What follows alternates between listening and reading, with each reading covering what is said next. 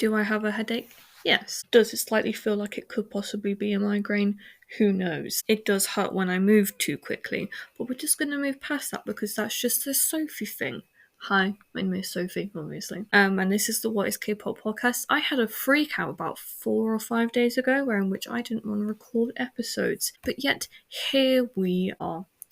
I'm recording again because I want to, okay? So today's the 13th, and I've mentioned this I think I've mentioned it a few times, where in which bad stuff always happens to me on the 13th or around the 13th. So my headache thing isn't that massive of an issue right now, to me, because I'm just yeah, headaches, yeah. Oh, also the episode about the programming and regular scheduled programming will resume. Came out on the 10th. Yeah, I don't know. I might just draft all of those. I don't know. I'll have to decide. I want to talk about fun Reddit post because I don't know if anyone knows this because I don't really mention it anywhere. I don't even think my family knows. The family that doesn't live with me. But I like to listen to Reddit stories. For example, the one on here is, my husband told me that he had a work retreat over my birthday weekend, so I spent it alone. 3 days later, I found out he took my sister to a romantic spa resort instead and paid for it with the birthday money he secretly took from my wallet. When I confronted him, he laughed while I cried and then said, "You never deserved a gift anyway, at least she knows how to keep a man happy." I didn't say a word this morning. My phone has 15 missed calls. I think that's what that says. A bit of it was chopped off. But I listen to those sorts of stories and I know that they are realistically AI generated, and I did actually ask ChatGPT, and ChatGPT did say that they weren't made up. So that just proves everything. They're not made up. Joking. They probably are. But that's my Roman Empire. I think about those stories a little bit too much. And I think my parents and my sister are mainly just Sophie, please stop listening to those stories because I listen to them far too much. Do it for Dan. Do it for Dan sort of stories. I love those types of ones because it's just so dramatic. And it helps me feel better about my own dramatic life, you know? So we're on Reddit today, and we are on the r/Kpop Thoughts subreddit with 31 is the user, and it was uploaded 3 days ago, so on the 10th of April. And it says, the Sunoo discourse is tired, outdated, and rooted in stereotypes. So we'll talk about Enhypen today. And if you don't know, Enhypen was made from a survival TV show called Island way back in 2020. And I think, wasn't it 30 or 20 contestants? Let's have a look. Were all put into this big old thing. Vicky has a Wikipedia. That's cool. They were put into this big old building that had practice rooms in it, and then had this bad version. I don't know how to explain. Oh, 23. Okay, so we'll go have a concept. 22, 23 until episode 6. Trainees were brought into a complex called the Island in the middle of nowhere surrounded by a lush green forest for 113 days.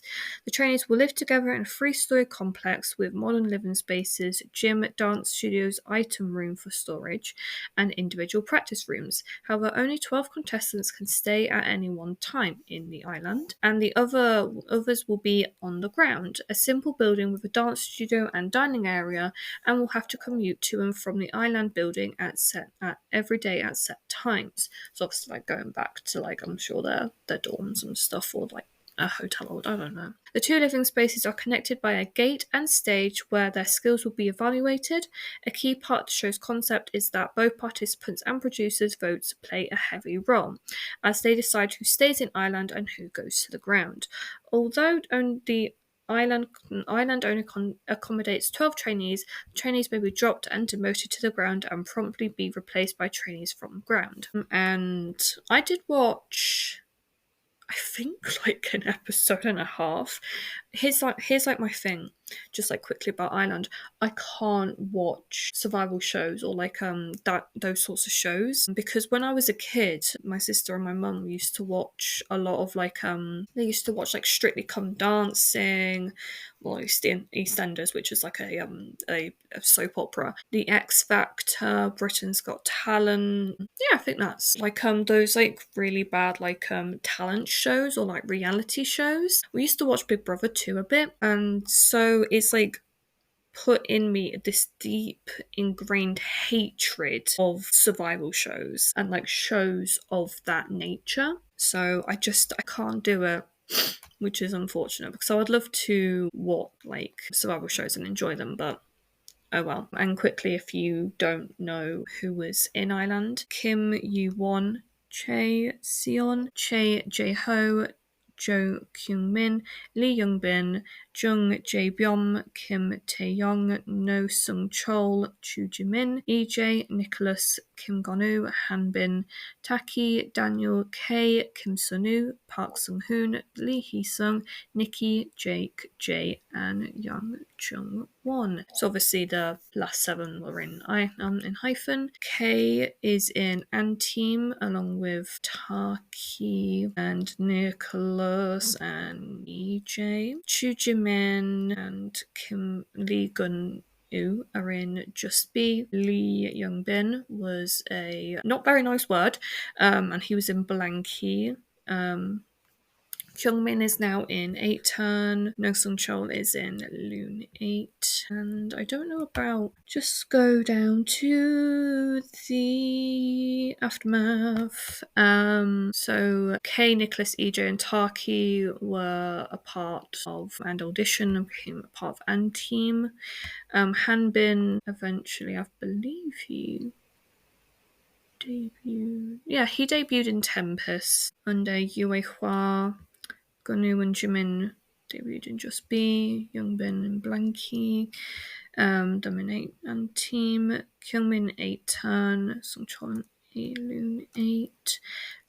Daniel has done a few things, but not really in like massive strides in the entertainment industry, which I'm like, fair enough. But yeah, no, what we are talking about today is a fun Reddit post. I love how I went on a side tangent for like the last 10 minutes and we're not even that sort of stuff. So it has been like 5 years since Island, and the thing is that when I first got into K-pop, I was very much just like, I feel like I'm very similar to Sunoo, which I still feel like now, even more so. That like it says he is made of sunshine and he's not that masculine, sure, but he's anything but weak. He frequently calls out antis on Weverse. He fights back. He snaps back. He's been tough since debut. He's sarcastic and clever, and he's one of the smartest members, along with Jake. And I think I kind of agree with that sentiment, like especially that moment when it was Nikki, Jay, and obviously Sunoo were doing I think it was Weverse live, and someone commented like, "Oh my god, Sunoo looks really pretty," and he was like, "Oh, thank you," with a finger heart, and then Nikki is just like, "No, he doesn't," and Sunoo rolls his eyes and is like, "Oh my god, I completely forgot that we were recording," and that was kind of where it's like, "Oh yeah, he actually."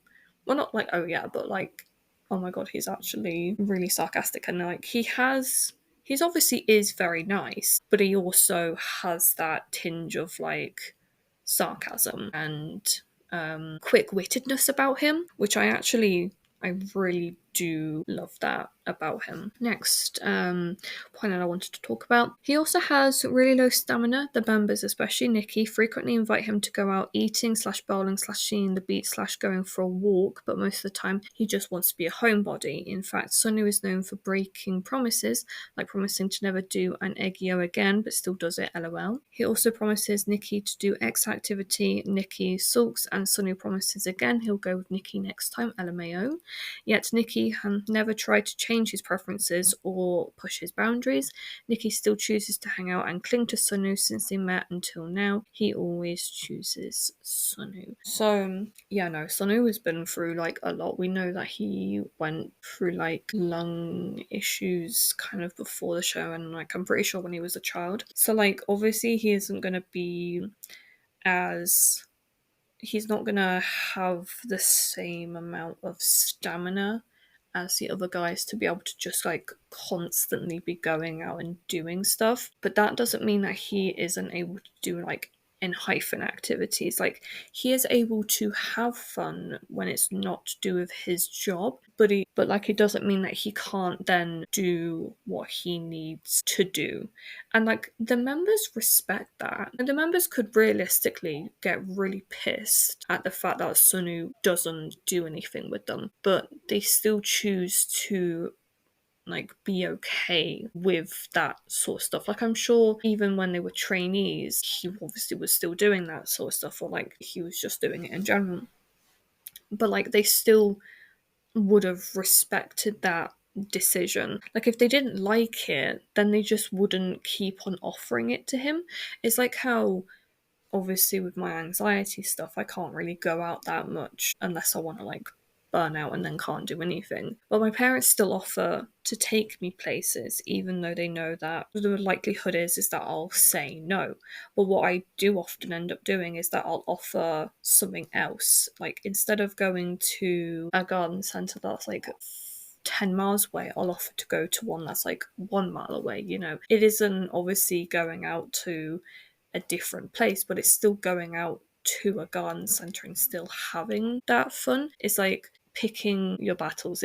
There's like a what's it called? Like a theory, I guess you could say, of people with chronic illnesses have a certain amount of spoons each day, and each activity takes up a certain amount of spoons. And some days, the amount of spoons it takes is a little bit more, or you'll have a little bit less. And you know, I might only have like 20 spoons one day, but I might have like 40 another day, or I might have like 60. Like I have more, like I have better days to be able to do more. But like sometimes I'll just accidentally drop a load of spoons, even though I had loads to begin with, and I might just accidentally drop them and then I can't get them back. And that's okay because my parents understand that and they're okay with it. And it's similar to the members of Enhypen, like they are okay with Sunoo not necessarily being able to do, you know, all the activities that like the other members might want to do with him. So I'm like, he's not being annoying. He's like them, and he's not like irritating the members. The members don't actually, well, they care, but they don't mind if he's not able to do it. The next point I want to talk about is, if anything, all the members agree that Sunoo is actually the most spoilt member in Hyphen. He has never paid for a single bill, as far as we know. Jake said Sunoo doesn't even bother looking at the bill placed on the table when they eat together. They never let him carry any heavy items at all. They don't even let him bend to get his own water bottle, but will let the other members grab their own. They make reservations and take him out to eat in nice restaurants because he's a foodie. When the group has to do push-ups as punishment, the others will take on more push-ups so Sunoo doesn't have to.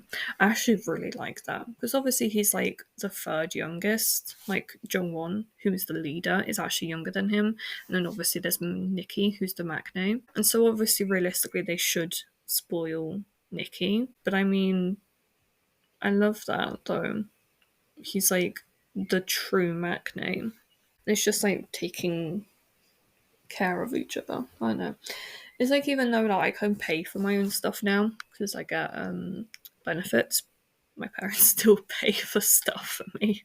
It's like when me and my sister and my mum went out to town, and I wanted to pay for stuff that I was buying, but my mum just paid for it. And she spent like £100 that day just because, you know, I went out with them. So I don't really do that much, or at least like go into town with them to like do like consecutive activities and stuff. So they're willing to spend that little bit more because they know it's such a rare thing for me to go out with them. So obviously, like, none of these moments ever really go viral because they are so private. And it is a shame though that like the members don't get more recognition for caring about Sunoo's feelings and what he wants to do and how people feel about him. Like, they understand that he is a grown ass man. He's like turning 20 this year. Like, he's a grown up. Like, he's been a grown up for nearly 4 years. And so they understand that and they treat him like the grown man that he is. And I really do appreciate that. One last point I want to talk about, woo, is how long have I been recording? Oh, okay. Sorry, there's something in my face. Over the years, so much of the discourse around Sunoo has also revolved around his sexuality, simply because he's more feminine than the rest. And it's always from people who don't actually know him. It's gotten to the point where Sunoo himself has gone on live several times and says he hates being babied, that he can stand up for himself, that he even wants to get a buzz cut, eyebrow slit, piercings, and body tattoos so some people will see him differently. He also dislikes Eggyo now. He's also mentioned that it's unrealistic to smile 24/7, and just because he doesn't smile in their content doesn't mean he is being left out or he's sad. Sometimes he just doesn't feel like smiling because he's not a character. Like, again, I agree with that sentiment so much. It's quite similar to how Jungkook had to like get a load of tattoos and obviously got like his eyebrow pierced and then his lip pierced, for people to kind of take him a little bit more seriously, and obviously has an entire sleeve of tattoos. And he released Golden, his album, which was like quite good and stuff, and like Release 7 and 3D and Standing Next to You. And like I feel like a lot more people do kind of take him seriously now as like an actual grown man, even though he is like, he turned 28 this year. I'm surprised at how long it's taken for like people to really see him as like an actual like adult man. And honestly, I feel like people don't necessarily treat him as a kid to be mean. I think it is because of his I think it is because of how much he smiles actually as well, and how young he looks when he does smile. That's just like my general take on it. But I would love to see him with a buzz cut and eyebrow slit and piercings and stuff like that. So I think that would actually look so cool, especially if the seven members do something similar to what BTS did and all get matching tattoos. I think that'd be so cool. But it's unfortunate that obviously he has to kind of do that sort of stuff and make and like kind of feel like he has to make that stand to get people to realize that he is actually a lot more different than what people perceive him as. Because obviously, as the youngest daughter, I do feel that level of babying myself, because obviously my sister had to take care of me from a young age, and she's always kind of been a bit more of a mothering sort of sister to me, than a lot of older siblings would be, considering we're 4 years apart. So I do kind of understand that level of it.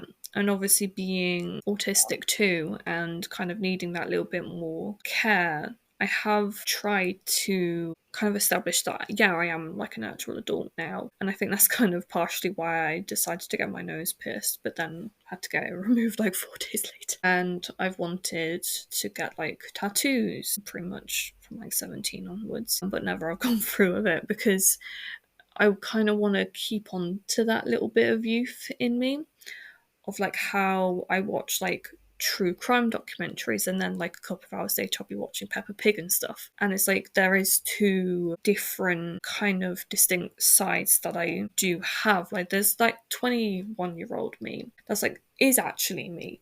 But then there's that kid in me still that does want to watch Peppa Pig, that does kind of want to do more kiddish things occasionally to kind of combat the constant thing of being an adult. And also I watch Peppa Pig because I genuinely find it so funny. And I love to see kind of what they're doing with the show now, because obviously I used to watch it as a kid. like me and my sister's favorite episode ever is Daddy puts up a picture where in which like Daddy Pig tries to do like tries to put up a picture, but he gets the nail in wrong, so then he tries to pull it out, but then pulls out a load of the wall. So then they have to quickly like patch up the bricks and like plaster over it and paint it and try and make sure it's all perfect for when Mummy Pig gets back. And then obviously they didn't manage to put up the picture again. So then Mummy Pig does it and she does it perfectly. And they're all like, WTF, like how on earth did all of that shit go wrong? And like now looking back on it as an adult, I'm just like, there are so many like holes in that, but also it stands up and I still love it. Like it stands the test of time and stuff like that. Yeah, that was just like a random side tangent. And obviously he says that Sunoo says that he doesn't like to smile 24/7. Honestly, I agree. I have the same problem with that. I look really sad and like angry and stuff when I'm not smiling and stuff. And I often say it's as though I'm in standby mode. And it's actually very, very true. Because often I'm just like not feeling anything, or at least I'm feeling something, but I just don't express it with my face. It's like I'm often trying to look happy when I'm just not feeling anything. Yeah, that's like a really strange old thing. Yeah. So just in general, just going back to the post, people look at Sunoo and project this delusion of a weak gay victim when he's bickering with the group like normal friends do, or when he's not being treated like a princess, or when he's quietly doing his own thing. Suddenly people make up these fantasies that Enhypen are monsters causing him harm. I also often think, what if it wasn't these members? I feel luckier every day to be able to work and grow alongside these guys. It was incredible luck that we ended up with these exact members. And I do actually kind of agree with that sentiment, because like obviously the Enhypen members have been called out for some of the fat shaming aspects of their relationship, and I don't necessarily think it's anything kind of like that. I think it was just like poor translations and stuff, or at least they were joking about something that they joke about when they're alone. And then it just kind of happens that they talked about it on screen. And it's a shame that obviously they see Sunoo, so then they don't really necessarily see how much she's changed.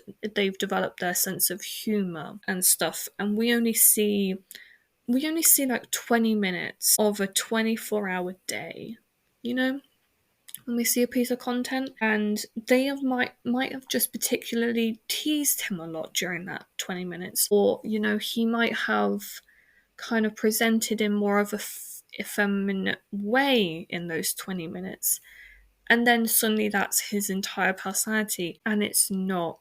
You know, we all have days where we kind of say or do things that can be construed in a certain way, and that's fine. It's just a part of life. You know, I certainly am not always smiling.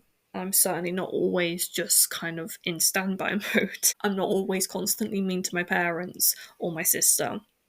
Like, I like to joke with them. I'm not often nice to them. I bake them cakes and stuff, and I certainly am not constantly Debbie Downy pants on a industry that I've loved for the past 4 years, and I certainly don't listen to Reddit stories 24/7, even though I do very much enjoy them. Like, we all are extremely complex human beings, and it's a shame that Sunoo is often characterized by moments that happened in a TV show over 5 years ago that only has an hour to broadcast 23 people's 24 hours in a day, trying to produce a performance worthy of the producers that are supposed to change their lives. You know, they were highly stressed, probably during the TV show, and often during content filming, even now as Enhypen, they are performing. They're not necessarily being themselves. Even during live streams, they are not going to be their true, authentic self. So you can't